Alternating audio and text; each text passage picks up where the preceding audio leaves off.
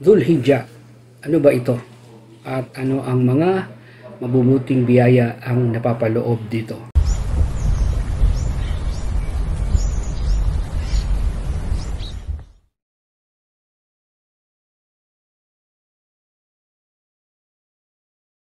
A'udhu billahi minasyaitanir rajim. Bismillahirrahmanirrahim. Walhamdulillahi rabbil alamin. Wassalatu wassalamu ala Rasulillah wa ala alihi wa sahbihi ajma'in. Amma ba'd.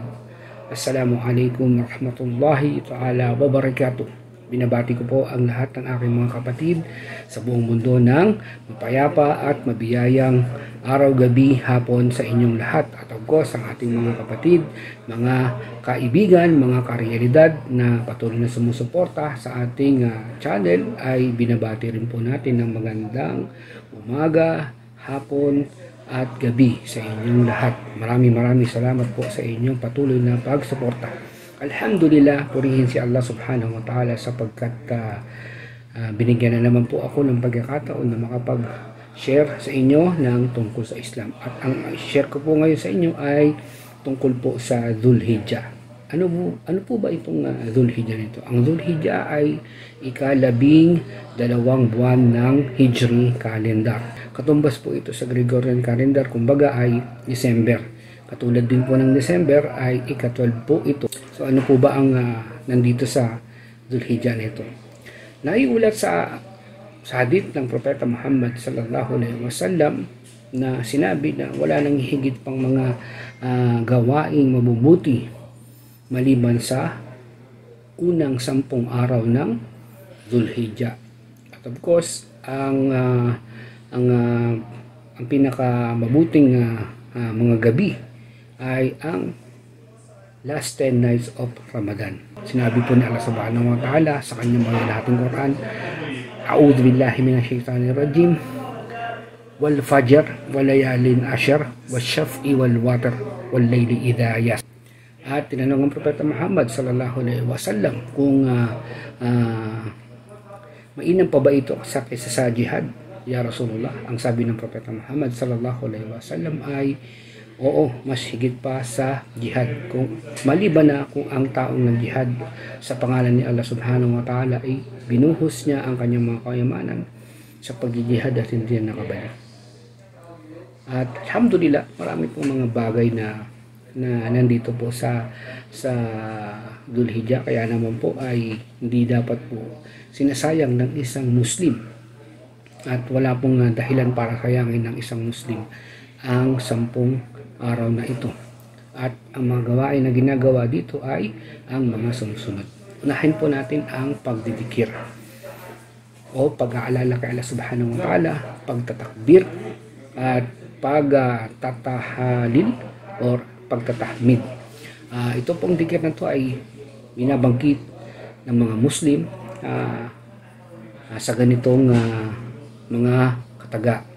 Allahu Akbar, Allahu Akbar, Allahu Akbar, La ilaha illallah, Allahu Akbar, Allahu Akbar, walillahil hamd.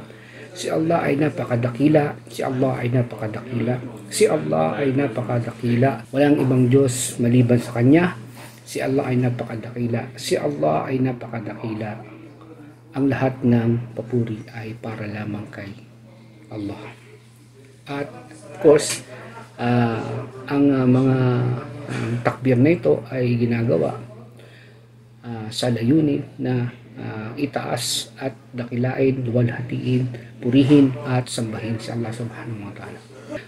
At maliban dito mga kapatid, mga karealidad, ay pwede po tayo magparami ng dua sapagkat katanggap-tanggap ang ating dua at inshallah tanggapin ni Allah subhanahu wa ta'ala ang ating mga dua sa mga panahon na ito.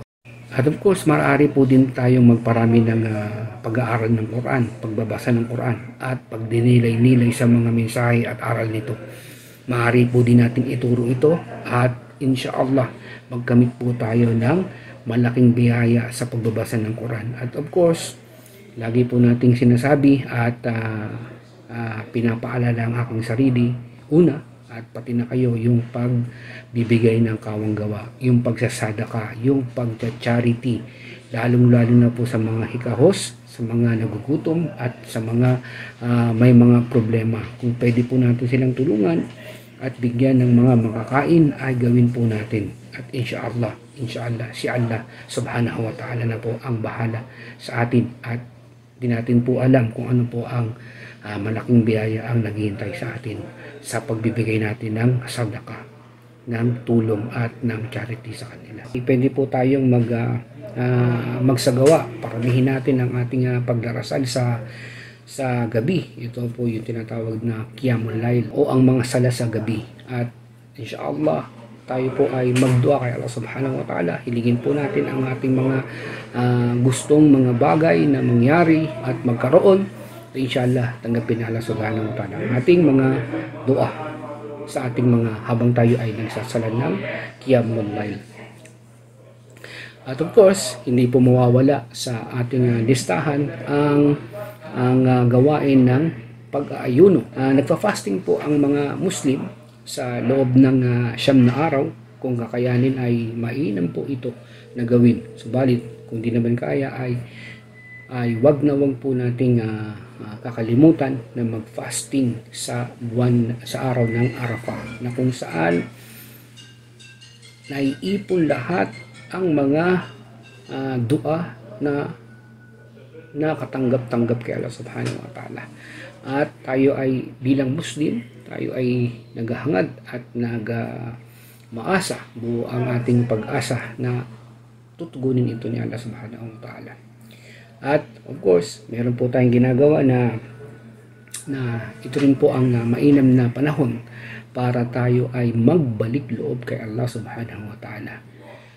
Tayo ay humingi ng patawad kay Allah subhanahu wa ta'ala. Wala pong sino man sa atin ang hindi nagkakasala.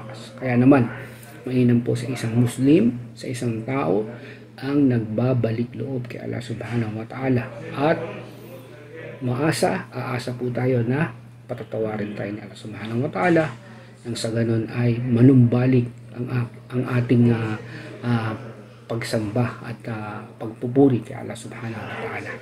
At of course, meron po din tayong tinatawag na udhiya. Dahil po sinabi ni Allah subhanahu wa ta'ala sa kanyang maluwalhating Quran, dun po sa surah ng Al-Kawthar, sinabi ni Allah subhanahu wa ta'ala na pasalli li rabbika wanhar.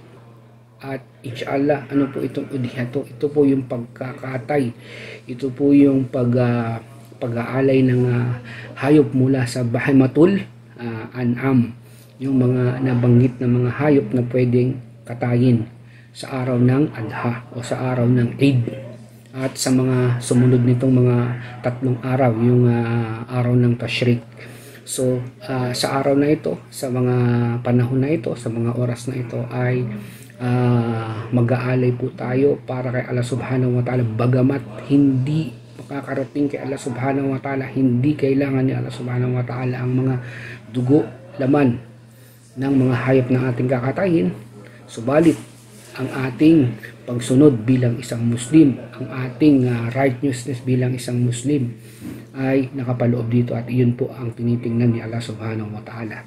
At inshallah po, kung papaano po gagawin o ginagawa ang udhiya na ito ay inshallah nandito po sa link na ito, at gumawa po tayo ng isang video, ay isang separate na video tungkol dito para lalo nating malaman ang tungkol po sa pag-uudhiya.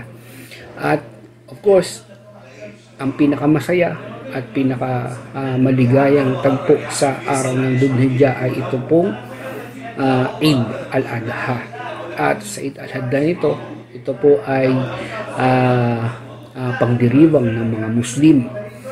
Pag celebrate natin mga Muslim, dahil tayo ay mga Muslim na ginabayan at pinagkalooban ni Allah subhanahu wa ta'ala ng isang relihiyon na nasa tamang landas, kumpleto, perpekto, at wala nang hahanapin pa.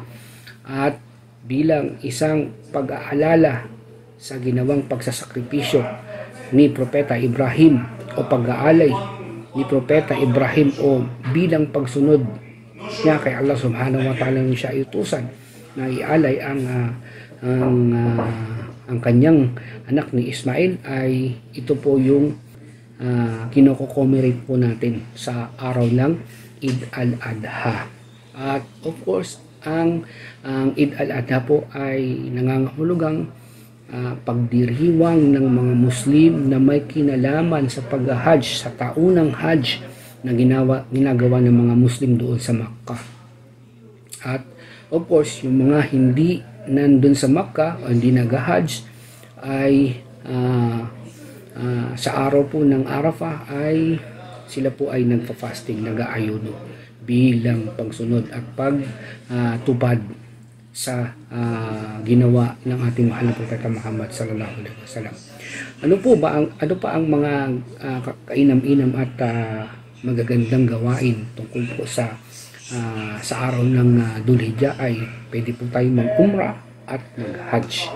Ito po yung sinasabi natin na umrah, na pupunta po tayo doon sa Makkah at doon po tayo ay mag-umrah at tuloy na po natin ang hajj. Pwede po natin pagsabayin yun, pagsunurin ang hajj at ang umrah o pagsamahin natin sa pamamagitan ng mga batas na isinagawa sa Islam. At inshallah may separate pong katuruan nito at inshallah matalakay din po natin yan kung paano pinagsasama ang umrah at hajj sa panahon ng 10 araw nitong Dhul-Hijjah inshallah. So hanggang dito na lang at inshallah po maraming pong salamat sa pagsubaybay niyo sa ating channel, sa ating programa at sa pakikinig niyo po at inshallah hinihiling ko po kay Allah subhanahu wa ta'ala na sana may natututunan po kayo dito sa ating channel inshallah. Assalamualaikum warahmatullahi ta'ala wabarakatuh. Ako po ang inyong kapatid, si Realidad ay bumabati po sa inyo ng Eid ul-Adha Mubarak. Ating winner. Taas ang kamay ng winner.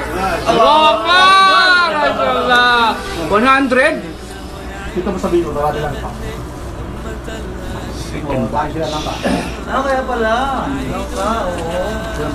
Ang ultra nila ka. Ang bang mulul eh, hindi mainit sa Wala pala ang ibon lang. Yun o. Bicara bro. Ano po? sa ilalim nga. Salad po. Salo. Bar. Meron pa ho. Oo. Meron pa yung الهادي محمد عيدنا